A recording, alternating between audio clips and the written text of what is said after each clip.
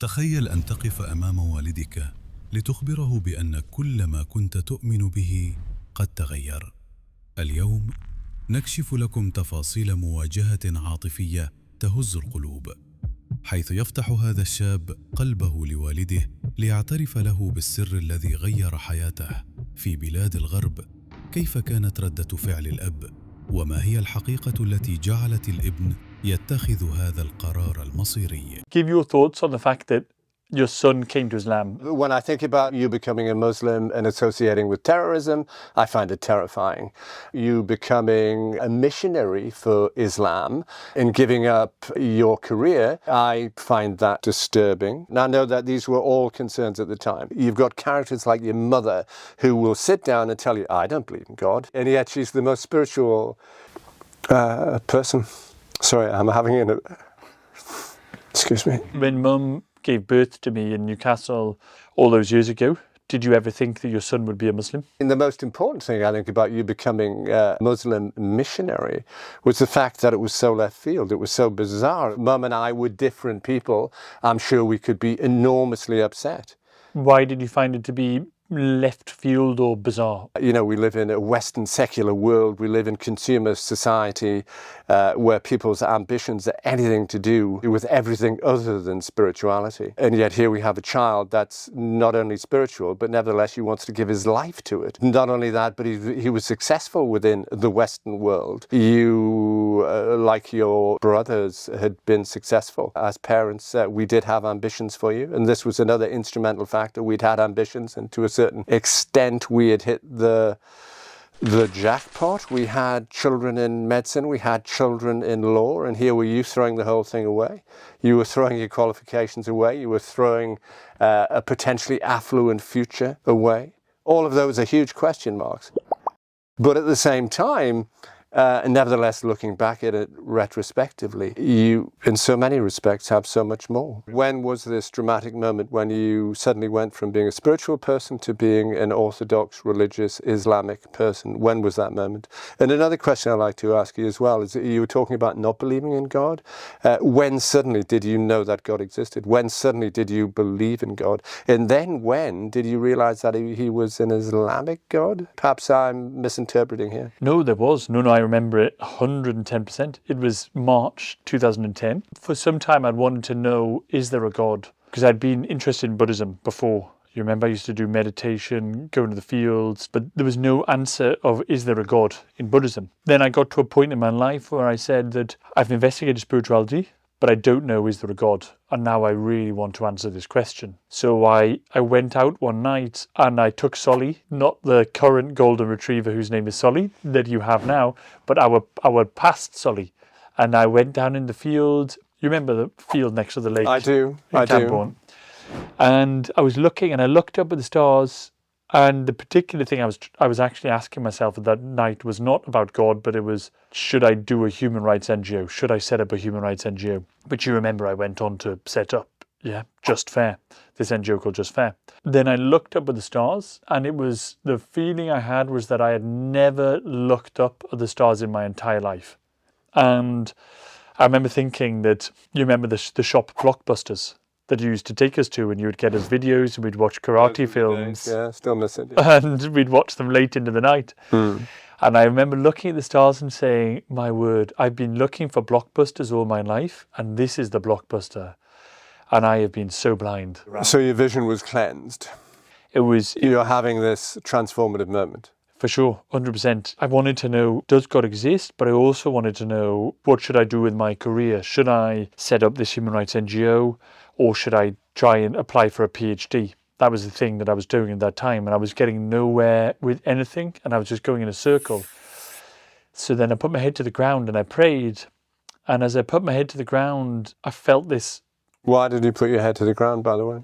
Well, I'd started to investigate the religions at this point, And I had Muslim friends, I had Christian friends before, and I had Buddhist friends, slightly Hindu friends, somewhere in between.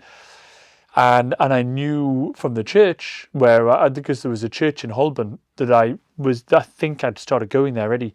And you've got the pews and you go down on your knees and you do this, So you were prostrating yourself. You were surrendering. I went more than that. I went all the way down. ground, you know, put my head in the grass and smelt the soil, smelt the grass. Okay. Because I had Muslim friends as well. But it was also a Christian thing, because I would get on my knees in church. And then when I was praying that, God, do you exist? Are you there? And if you are there, what should I do? Should I set up this NGO? Should I go for this NGO? Or should I go for this PhD? Because I am going around in circles, God. I am going nowhere, and I'm sending hundreds of emails, and I'm not getting any result. And I've been like this for a year, so what should I do? And I mean, I'd stayed up till 2 a.m. trying to work out what I should do, sending emails like to people in South Africa, trying to do documentaries. It was all good. I was not unsuccessful. I was teaching law in a university, so I wasn't an out-and-out failure, but I knew in myself that I needed that guidance. And as I prayed, then I felt this feeling I'd never had in my life, where I felt like an electricity pass through my skin and all my hairs stand on end, and I became so emotional. And I felt this complete clarity on that question that I never had at all. And I know it because I tried so hard to work it out.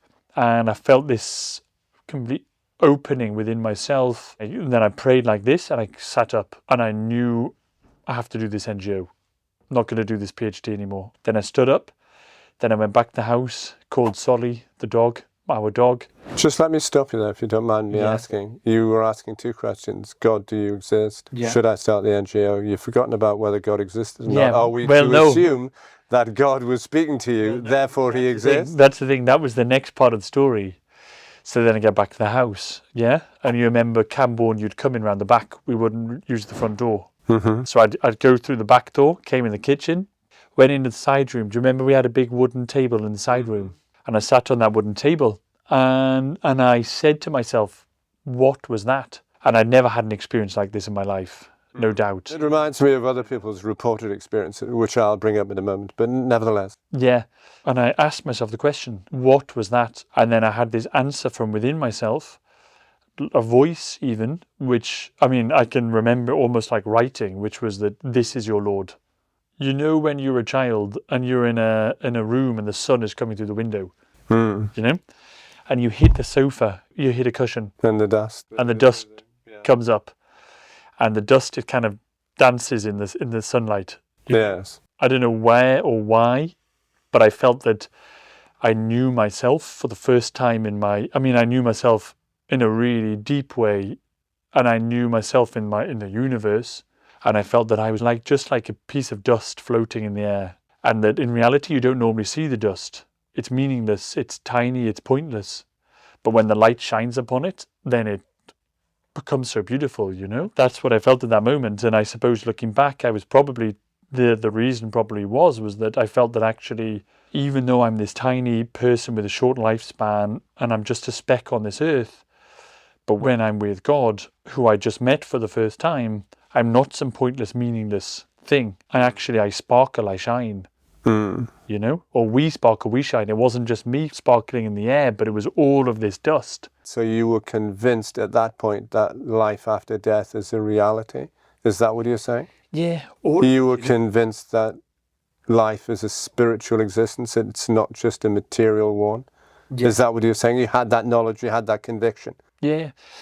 Above all, really, you totally and absolutely had it, and you've got it now as well. You carry it around with you. The best way of describing it, it was not long after that, and I went to somebody's house. They were all chatting about marriage. And then somebody asked me, Jonathan, what about you? Are you getting married? You know, or are you thinking about marriage? Everyone looked at me, and I said I'm falling in love. And they said, who is? Don't take the punchline. Don't take the punchline. They said, you're falling in love. I said, I'm falling in love. And they were completely confused. I said, and they said, with who? I said, with God.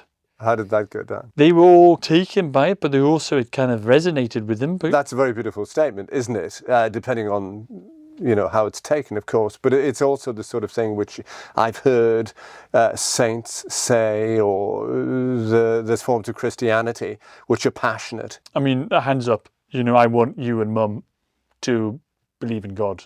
You believe in God. I know you believe in God 100%. Well, there's pardon me interrupting, but there's a conundrum there, is there not? You've got characters like your mother who will sit down and tell you, I don't believe in God. There's no spiritual bone in my body. Whatever you care to call me. And yet she's the most spiritual person. Yeah.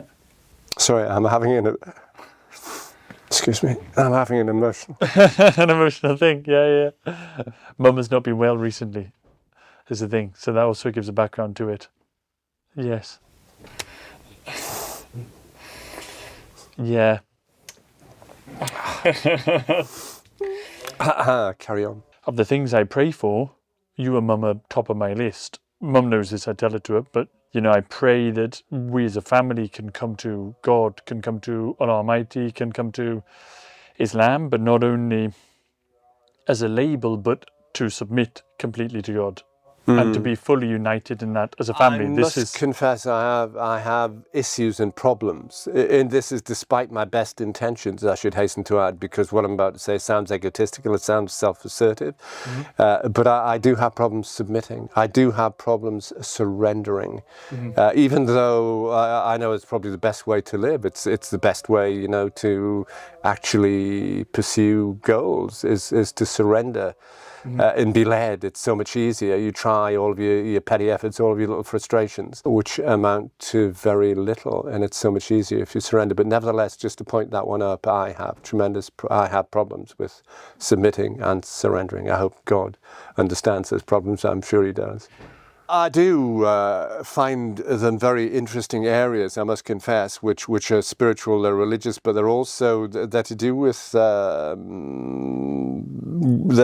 achievement, they're to do with self-help and goal setting. They're like two theories about how do you achieve a goal. Do you achieve it by surrendering to what is your purpose in this world, and then it's dead easy, supposedly, or do you fight and struggle and you tick every little box, which is very much more the sort of conscious approach to achievement, where perhaps you're striving after a goal that the world wants you to strive after, or that you think you ought to strive after, but it's not your original intention. I'm very familiar with all of these things, not on a spiritual level. Well, of course, it must be spiritual, but nevertheless, on a worldly achievement. How do I achieve the best version of me, whatever that might be?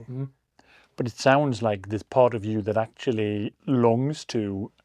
Can I tell you longs to submit, to surrender. Can I tell you another little story? But hang on, well, yeah, if it's on that topic. It's exactly on that topic. I was brought up in a little village, and they had a mission, a mission.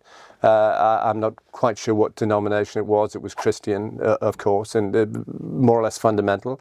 And they had a youth club, and we attended the youth club, and they had weights and table tennis and all this sort of thing. But they also had their spiritual moment where everybody put their head down in prayer.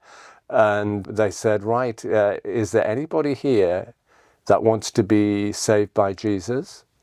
Our heads are bowed and our eyes are closed. And I thought, well, everybody wants to be saved, don't they? So I put my hand up, and I was the only one. That put their hand up, and they all pounced on me. The visiting guests pounced on me.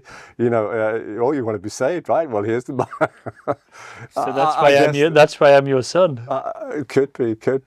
That's why I'm the only Muslim around here. I think I'm not. There are many others, but I think what I'm pointing to, there's also fear attached to that kind of exceptionalism.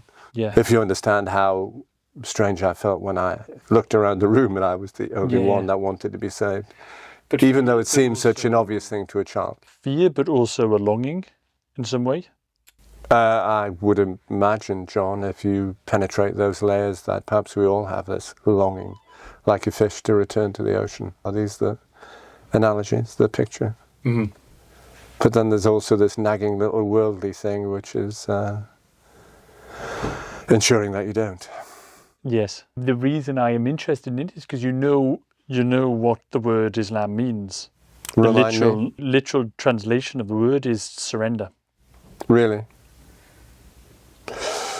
It's a beautiful word, John. There's no two way about that. But I think you should tell us about your experience, because you have made that step. You are brave enough to go further than ever I have been or ever was as a younger person.